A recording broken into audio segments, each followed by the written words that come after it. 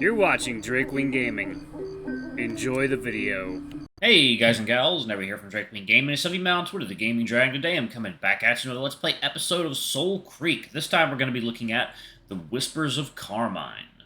So anyway, y'all, let's go ahead. Just go ahead and sit back. Let me entertain y'all for a little bit. Alarm chain, you are up, and let's go. If you cannot tell, I just woke up. Alright. Oh, goodness. A short story set in the well of Soulcreek. My goodness. The following story is intended to be a supplement to Soulcreek. The narrative takes place before the events of the main story. It is recommended to have read at least to the conclusion of Day 6 before beginning the Whispers of Carmine. Alright.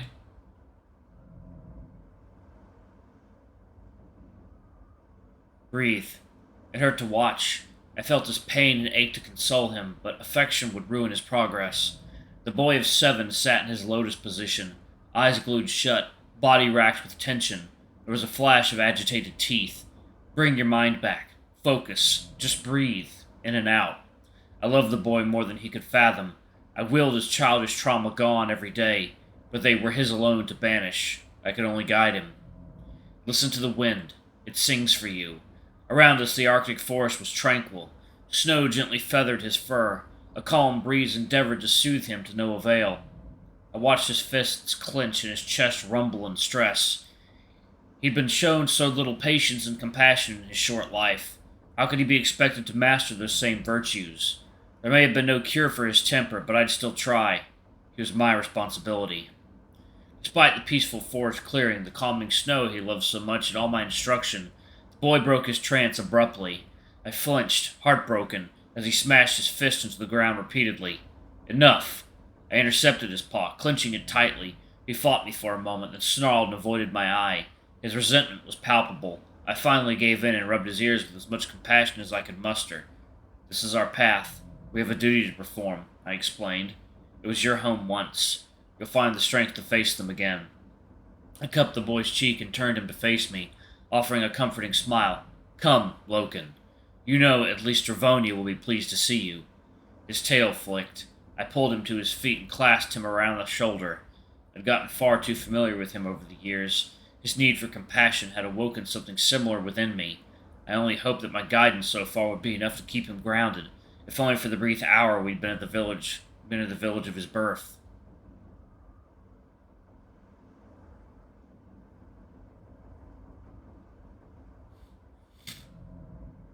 Through crunching, ankle-deep snow we arrived.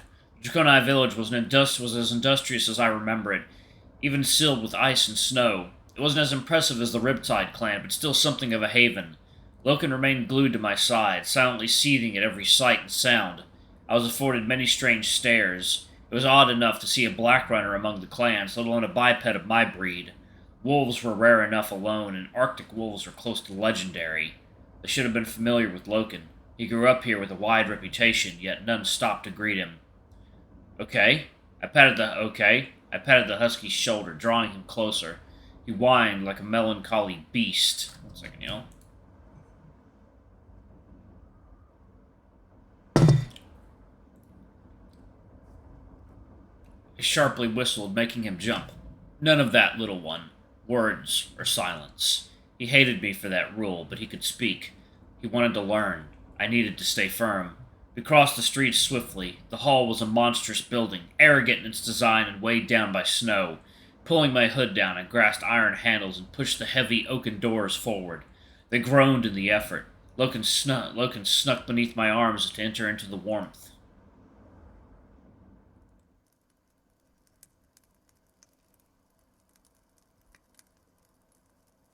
Within was a long, bustling chamber. Rectangular dining tables lined the walls, upon which hung blunted weapons and woven tapestries of abstract patterns. Engraved pillars stood between the tables. A blazing fire pit ran the length of the center. The Draconi were gathered around, warming themselves with pleasant conversation, company, and food. Our arrival caused a stir. Eyes turned to Loken and I, each pair adopting a different shade of dread. That wasn't unusual. A foreign black runner rarely visits a clan for anything other than business. I was no exception, and my name was known to them. Loken's too, of course. No doubt they'd remember the trouble-making husky. Little to no compassion awaited him here. I think this is Nitro talking. The boy clung to me, teeth bared. I squeezed his shoulder. Manners, I reminded him. Don't give them further reason to judge you. Ignoring his petulance, I began to stride through the crowds. The snow dusting my thick black and gray robes quickly melted in the heat. At the end of the hall was a throne-like seat elevated on a platform. Its occupant, an aging bison, gestured me closer with the tip of her head. She was a large, impressive woman, dressed in a fine fur mantle befitting a chieftain, though I rather suspected she was far more to behold in her youth. You were fast, the chieftain. The chieftain sank further into her seat. 2 wardens stood by her side, spears pointed upwards, a fox and a jackal. I didn't know them, but as Loken shifted himself beside me, I suspected that he might. We moved just fine in the snow. I bowed my head. I had no love for this woman, but I knew how to play the game of clan politics. The bison's eyes flicked behind me. Loken. She forced a smile. The boy growled. I tugged him to the side. He's doing fine.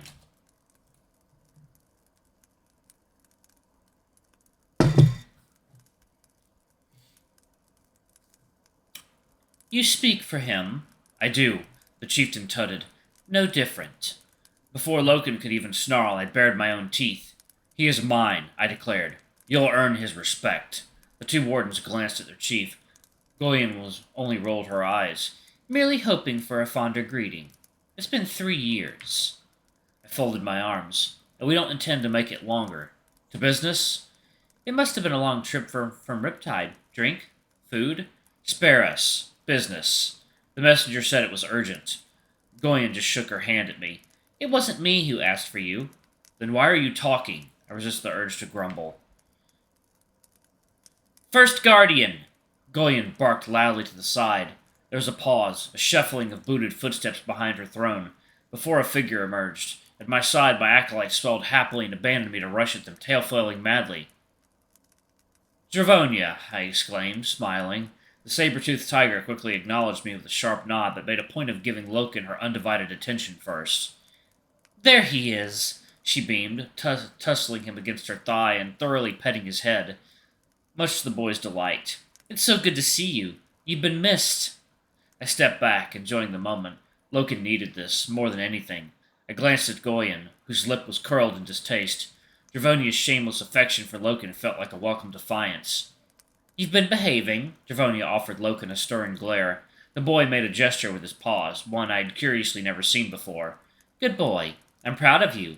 Extremely proud. She clasped his shoulder tightly. You'll be a great black runner, but I want you to return here when you're ready. Whatever your path, this is your home. Goyen seemed to scoff behind them. Loken beamed happily. He made an odd gesture, 2 quick taps to his chest. I'm afraid not, Drevonia said sadly. Loken's face fell slightly. Hey now, chin up. There's a fever rife beyond the spine. Aeon is helping people. You'll see him soon. Loken seemed glum, but nodded. He tugged something from his pocket to show her with childish wonder. I chuckled. Oh? Drevonia's eyes rose, giving him her most curious expression. You found something. His first salvage. His first... No. No! You found this? Yourself? Loken smiled, holding it up to her. It was a tin can. Worthless, really.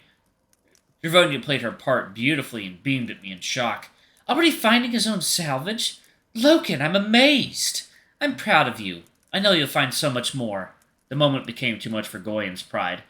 That's enough doting on the pup, Drevonia. You summoned the Black Runner. I expect this business dealt with swiftly.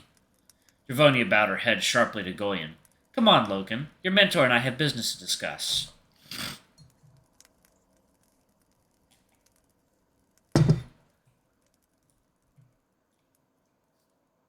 Loken gave Goyen a final fearful stare before Drevonia led us away. We crossed to the opposite side of the hall, weaving between packs of merry Draconi. Loken clutched Drevonia's arm. She's as courteous as ever. She's as courteous as ever, I laughed, once out of earshot of the chief. A shame she lacks the courtesy to just die. Only the most stubborn of shits managed to cling on for this long.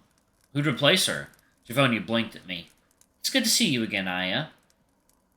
Oh, Aya, okay. How are the zones treating you both?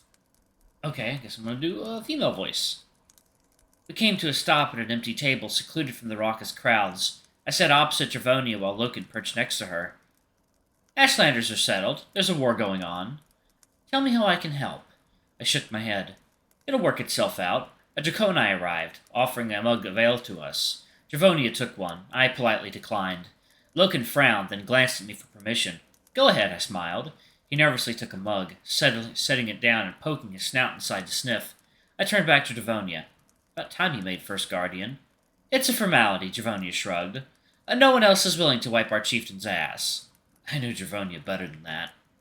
Besides her, Loken suddenly started spluttering. The ale hadn't agreed with him. The ale hadn't quite agreed with him. Drevonia chuckled, petting his ears. How is he, really? Coming back here was challenging. It wasn't always a happy home, was it, Loken? We often forgot what choices were appropriate. The boy growled at her. Aha, no, we don't growl, we speak, she continued, petting him fondly. I respected Dravonia's relationship with Loken. She was firm but fair, and compassionate. Despite my defense of him, his behavior had been difficult to deal with. I had no doubt it was her influence that saved him from exile. I cleared my throat. You sent a messenger. It sounded urgent. Aha, Drevonia grimaced. Right on cue. She nodded behind me, right as I sensed the crude steps of someone else rushing to meet us. 2 hands slapped raucously down on my shoulders from behind. I'd have jumped from my weapons in shock had I not recognized the voice behind them. Aya, you fucking bitch! I missed you! Don't you dare leave me alone with these dull pricks for so long again! I was pulled back into the powerful embrace of another saber-toothed tiger, bearing me another saber-toothed tiger, okay. Bearing me a toothy... I thought it was someone else. Bearing me a toothy grin with breath absolutely soaked in the stench of alcohol. Her tribal garb marked her as a talented hunter. Her head fur was knotted into tight, beaded dreadlocks, and her stark orange and black pelt glowed in the light of the fire pit. One of her dirk teeth was broken at the tip. Oh, it's Aleera! I shifted over with a wide grin as the woman sat beside me. Aleera, you're behind this, are you? Just love getting my paws muddy, she barked, then picked up Loken's mug of ale. You drinking this, pup? Loken just stared, eyes wide, then shuffled closer to Drevonia. Aleera shrugged, necking the entire mug. Why don't we find a drink you'll actually enjoy, Loken? Aya and Aleera can talk, Drevonia whispered to the pup. Loken stared at me, seeking permission. I nodded. I wanted him to enjoy what he could of his time here. He needed more happy memories. Go ahead. With that, the two of them left. Aleera and I to chat. Dravonia's sister was far less courteous, but I enjoyed her company. Is Caius here? I didn't see him. Nah, probably got his fingers up some twat. Alright, I'm actually going to pause it right there. Thank you all so much for watching. Don't forget to like, comment, subscribe, ring that notification bell, and check out our Patreon or YouTube memberships if you can. It always helps. Anyway, I love you all, and I'll see y'all in the next video. Bye-bye!